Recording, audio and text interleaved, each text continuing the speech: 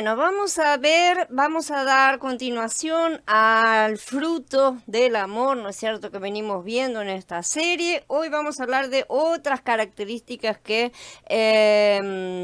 Shaul nos informa. Buenas tardes, Jorge. Hola, Carla. Hola, Viri. Bienvenidos. El amor no presume, dice Shaul, ¿no es cierto? Shaul, entonces, en Corinti Yimalef, en el capítulo 13, dice que el amor no presume.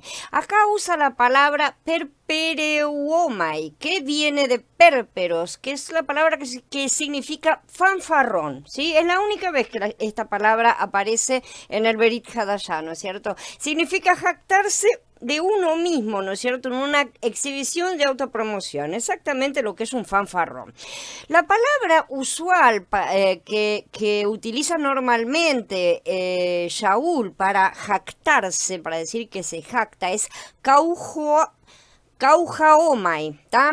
Que se compone de augeo, que es jactarse, y eujomai, que es desear, ansiar, ¿sí? Es una palabra compuesta. Esta es la palabra que Shaul usa muchas veces cuando dice que se jacta acerca de la congregación de Corinto. Él no se estaba en ese momento promocionando a sí mismo, sino que felicitaba a la congregación por su carácter piadoso y se jactaba, dice, o sea, se gloriaba del éxito de la dona en el cambio de sus corazones. No estaba autopromocionándose, sino alegrándose justamente.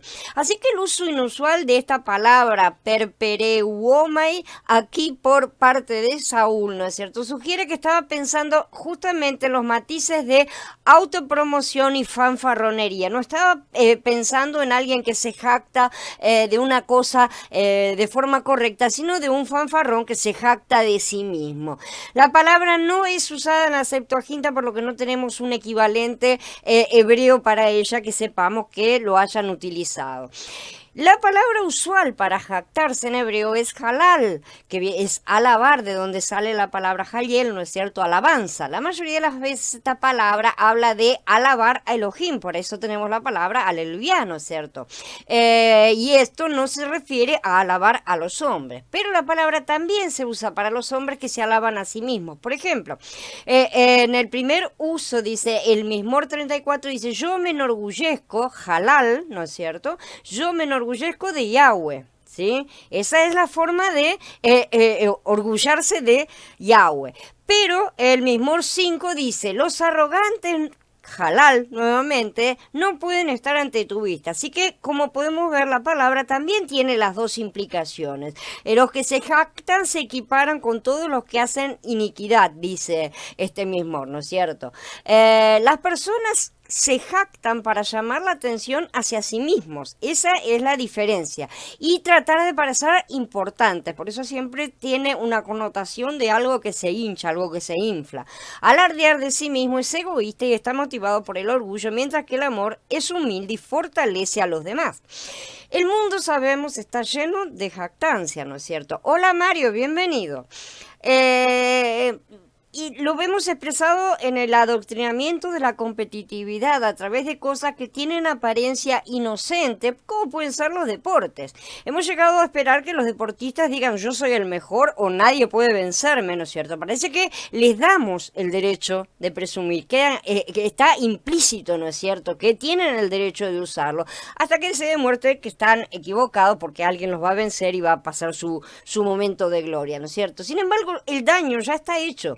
Porque aquellos que admiran estas cosas tienden a emularlos. Y esto es muy especialmente peligroso para nuestros hijos, ciertamente, que son los que menos discernimiento pueden llegar a tener. Y no ven nada de malo en esta autopromoción. Esta idea realmente proviene de Grecia, que siempre promocionó la competencia en sus Juegos Olímpicos. Y eso porque sus dioses siempre estaban compitiendo unos con otros, ¿no es cierto? Shaul usa las carreras de deportes como una metáfora, sabemos bien. Sin embargo, en las competencias humanas, uno solo gana el premio, ¿no es cierto? Mientras que en la carrera de Yahweh, todo el que llega a la meta gana su corona. La carrera de Yahweh no es competitiva. El antídoto para presumir es la gracia. En el mundo religioso, presumir es menos evidente o se manifiesta de formas menos evidentes que lo que vemos en el mundo deportivo, ¿sí? Pero debido a que la autopromoción y la jactancia son características de la carne, características de este sistema muy especialmente, Elohim debe eliminarla por medio de su ruaj. Las personas religiosas a menudo ocultan la carnalidad debajo de una hoja de higuera y esperan que nadie se dé cuenta. Es más, a veces ni siquiera ellas mismas lo perciben, ¿no es cierto? Y se enoja mucho cuando se les señala. La ley de la gracia sabemos que está arraigada en la ley del jubileo, que cancela toda deuda, todo pecado, ¿no es cierto? Y libera a los hombres, ya sea que lo merezcan o no lo merezcan. La ley del jubileo no actúa contra la ley que exige el pago de restitución a las víctimas, ni protege a los hombres de ser esclavizados si no pueden pagar lo que deben. Ya lo hemos estudiado en otra serie, ¿no es cierto? El jubileo simplemente limita el tiempo de esclavitud a un máximo de 49 años. El jubileo es una ley del tiempo, por lo tanto se basa en el tiempo. Los hombres están esclavizados hasta el año del jubileo, ¿no es cierto? Entonces eso implica un transcurrir de tiempo. Sin embargo, a pesar de la cantidad de deuda que aún tiene un hombre, se cancela en el momento en que suena el shofar para señalar el jubileo. Y cada hombre es puesto en libertad para regresar con su familia y su herencia dada por Elohim. Esta es la gracia de Elohim, porque tal libertad no tiene nada que ver con las obras del hombre, ¿sí? Ni siquiera con su propia voluntad. El jubileo es solo una ley de Elohim y la voluntad de Yahweh anula la voluntad del hombre, ¿cierto? Shaul nos dice, porque por gracia son salvos por medio de la fe, y esto no de ustedes, pues es don de Yahweh, no es por obras, para que nadie se jacte. Esto está en Efesín en el capítulo 2. Los creyentes tienden a leer la declaración de Shaul al revés, como si él hubiera dicho, por la fe ha sido salvo por la gracia, ¿no es cierto? Esto es incorrecto. La gracia es la ley fundamental que nos salva. La fe es la evidencia de que la gracia de Elohim está obrando ahora en una persona. La fe viene al escuchar la voz de Elohim, dice Romaní en el capítulo 10. Entonces la fe es una respuesta a la voz de Elohim. La fe es evidencia de que Elohim ha sanado los oídos, de alguien solo para que puedan escuchar su voz. ¿No es cierto? Pero esta curación que permite la fe viene por la gracia, justamente. Por lo tanto, la gracia viene solo por la voluntad de Elohim. Es su voluntad y no que nosotros le damos permiso, no que nosotros lo llamamos, ni nada. Nosotros no hacemos nada para acercarnos a Él. La gracia viene justamente de gracia, ¿sí? Eso no es nada de la voluntad del hombre. Cuando los hombres escuchan a Elohim, la fe se les imparte como un don y por eso son engendrados por Elohim a través de la palabra, como dice Kefalef en el capítulo 1. La fe ciertamente involucra la voluntad del hombre, pero es una respuesta a la voz de Elohim que se expresa por su propia voluntad, la voluntad de Elohim, ¿sí? No la nuestra. Cuando no entendemos esto, tendemos a jactarnos de nuestra fe. Hay muchos creyentes que se jactan de su fe, ¿sí? Como si fuera algo que hemos logrado, hemos alcanzado, ¿no es cierto? Pero la fe es el don de Elohim, dice Efesí en el capítulo 2. Por lo tanto, la fe no es inherente ni brota naturalmente de la voluntad del hombre. Pero algunas personas dicen, mi fe me salvó. Al considerar la fe como un logro de la voluntad del hombre, es decir, una obra del hombre y no de Elohim, está narrando. Por lo tanto, debido a que la fe de muchas personas se basa en su propia voluntad, no entendiendo que dependen de la gracia, a menudo se jactan de cómo su propia decisión obtuvo su salvación. Por el contrario, Shaul dice de Abraham, porque si a Abraham lo declararon justo por las obras, tiene de qué jactarse, aunque no delante de Elohim. Esto está en Romaní, en el capítulo 4. Abraham escuchó la voz de Yahweh y su respuesta demostró que él tenía fe.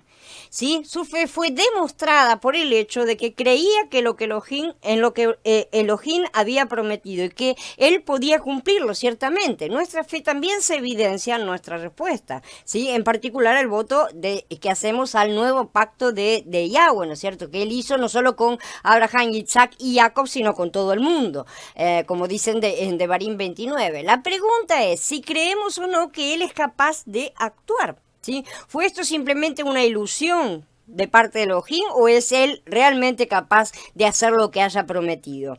La fe de la mayoría de la gente es pequeña porque es limitada. Creen que Elohim puede salvarlos, pero no a todo el mundo. Eso es lo que piensa la mayoría, es no a todos, ¿sí? Sin embargo, el mismo Yahshua dijo que si fuera elevado al madero, él atraería a todos los hombres. Dice Yahan en el capítulo 12. Entonces, ¿él puede, de hecho, hacer esto? ¿O su éxito descansa sobre la voluntad de los hombres y la capacidad de ellos para evangelizar el mundo? ¿Será?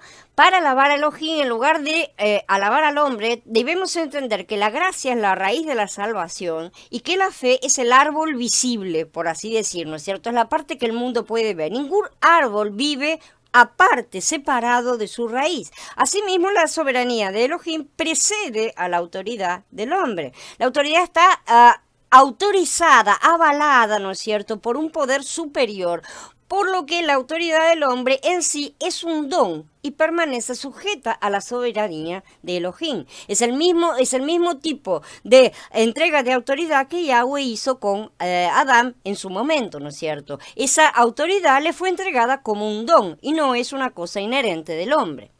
El ejemplo de Gidón, vamos a ver un ejemplo práctico. Cuando Elohim llamó a Gidón para libertar a Israel del cautiverio de los midianitas, 32.000 israelitas respondieron al llamado a las armas. Esto está en capítulo 7 de Shoftim, Jueces. Después, Elohim redujo el ejército a 10.000 y finalmente a solo 300 hombres, ¿sí? El razonamiento de Elohim es el siguiente.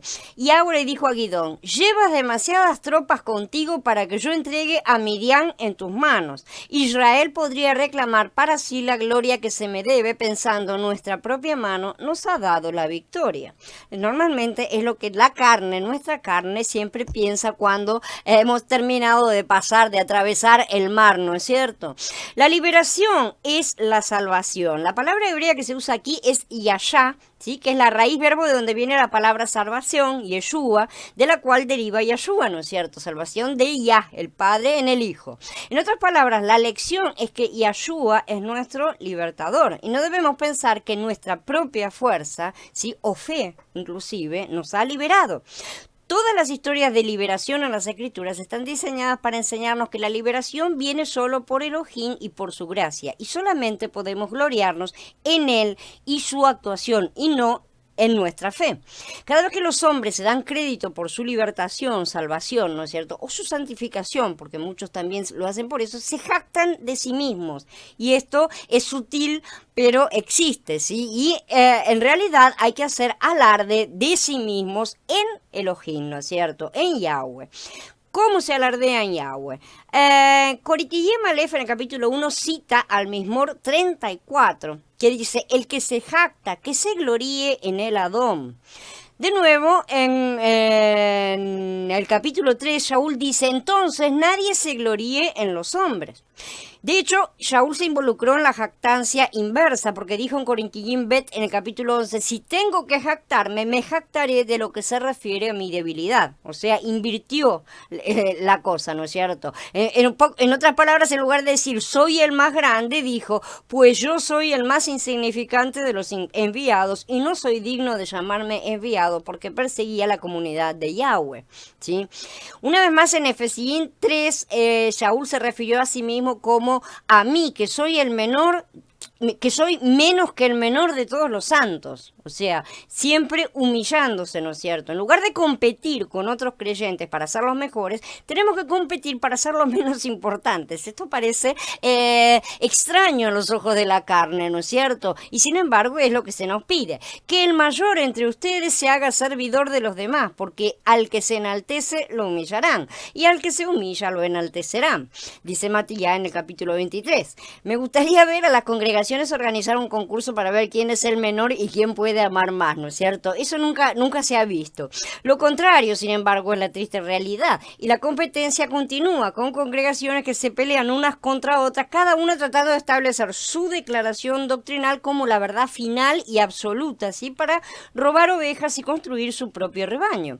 Deberíamos ser sirvientes que ayudemos en lugar de maestros que intentan ganar prosélitos, ¿sí? Pero el corazón de un sirviente requiere amor y humildad y no manantiales de orgullo egoísta. Así que hagamos nuestro alarde en Elohim, gloriémonos en Él, ¿sí? Mostrémosle al mundo las maravillas de su amor y gracia, recordando que el mundo puede estar impresionado con un Elohim de poder, pero las vidas son cambiadas solo por un Elohim de amor. El amor no deshonra a los demás, dice también Shaul en Corintiim Aleph en el capítulo 13 que estamos viendo, ¿no es cierto? Dice que el amor no actúa de manera impropia. Hay varias traducciones, ¿no es cierto? Aquí él usa la palabra asgemoneo, ¿sí? Que significa deformado o sin forma, ¿no es cierto? O indecente, ¿tá? En su lado simbólico, por así decir. Shaul no es el único escritor que usa este término y lo usa una sola vez en Corintiim Aleph en el capítulo 7 en el contexto del potencial comportamiento indecoroso de un hombre hacia su novia virgen, ¿sí? Shaul dice que el amor no actúa de manera deshonrosa o indecente o indecorosa, sino que actúa de acuerdo con la ley de Elohim, ¿sí? Aquí está implicando que él no estaba hablando del amor eros, ciertamente, no se estaba refiriendo a eso. En pocas palabras, el amor ágape no deshonra a los demás, no busca lo impropio, no solo a nivel físico, sino a ningún nivel, ¿sí? La Septuaginta usa la misma palabra en su forma de adjetivo en Yahezkel 23 cuando dice, y la vergüenza de tu fornicación será expuesta, ¿sí? Y Shaul usa el mismo adjetivo con respecto a las relaciones homosexuales, diciendo, y lo mismo hicieron los hombres, dejando las relaciones naturales con la mujer, se encendieron en sus pasiones desordenadas unos con otros, cometiendo actos vergonzosos. Aquí es asgemosune, ¿sí? La palabra adjetivada. Hombres con hombres y recibiendo en sí mismos el castigo que corresponde a su extravío en Romaniyim 1. Por lo tanto, se dice que los actos homosexuales son indecentes, ¿sí? Son deshonrosos, estamos hablando de esa palabra. Y en Corintiim Aleph 13, Shaul excluye absolutamente este comportamiento de su definición de ágape, es decir, del amor divino, ¿no es cierto? Este es un amor decididamente carnal, erótico, esto que se está explicando aquí. Y el amor no es indecente, el amor no hace esas cosas. Este problema está claramente fuera de la definición de ágape que hace Shaul, ¿no es cierto? Él está definiendo al amor perfecto, el amor divino, el amor ágape, y obviamente este tipo de actitudes quedan completamente fuera. El mundo hoy vuelve a seguir una definición deformada de amor, ¿sí? Cuando está reconociendo el comportamiento homosexual como si fuera un nivel de amor, más, ¿no es cierto? Y sin embargo, eso está completamente fuera de cuestión. Sin embargo, a pesar de la comprensión distorsionada del amor por parte de los hombres, el Elohim del amor permanece sin cambios. Gloria a él por eso. Shaul dice en Corintiim Aleph que el amor no busca lo suyo, ¿sí? Algunas versiones traducen malamente su propia voluntad o cosas similares, ¿no es cierto? Pero esas palabras no aparecen. Lo correcto es lo suyo, ¿sí? Lo propio, como indicando el interés propio, lo que le interesa a la propia persona. La palabra griega para buscar es seteo, que más que buscar significa procurar, con una intención muy decidida, es mucho más esforzado, digamos, ¿no es cierto? No es buscar así nomás, sino procurar intensamente. También es un hebraísmo para buscar a Elohim con intensidad, ¿no es cierto? Y en ese sentido a veces es traducida como adorarlo o preguntarle, ¿sí?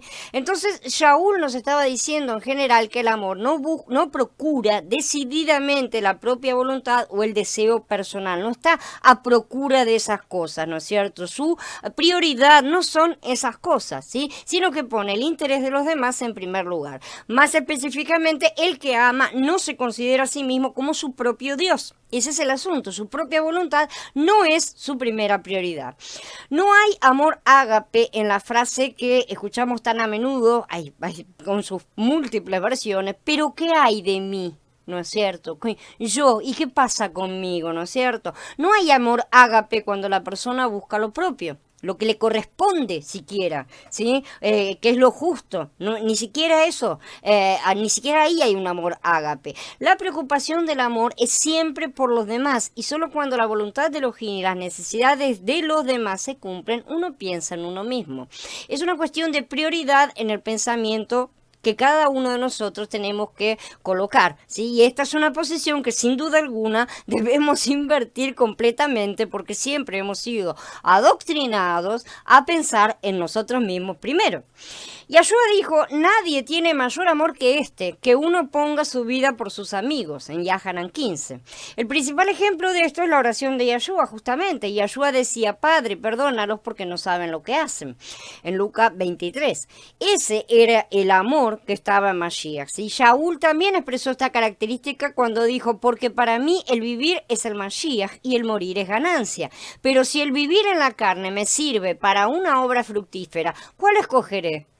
No lo sé, me siento presionado por ambas partes. Tengo el deseo de partir y estar con el Mashiach, lo cual es muchísimo mejor, pero quedarme en la carne es más necesario por causa de ustedes, dice Filipillín en el capítulo 1.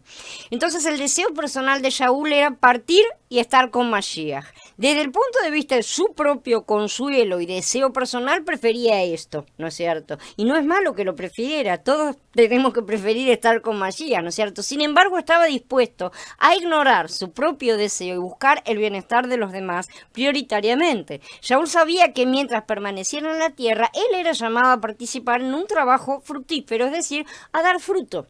Shaul nunca planeó retirarse de su trabajo en la viña de Elohim, nunca perdió el propósito de su vida mientras permaneciera en la carne, incluso si estaba restringido por las cárceles, él aún mantenía el ministerio de la oración, ¿sí? Regando las semillas que él y otros habían sembrado previamente. Bueno, habiendo terminado ahora, vamos a dar por encerrado acá y pasamos todos al Skype. En unos minutitos nos encontramos allá entonces, ¿sí? Shalom hermanos, los espero en el Skype.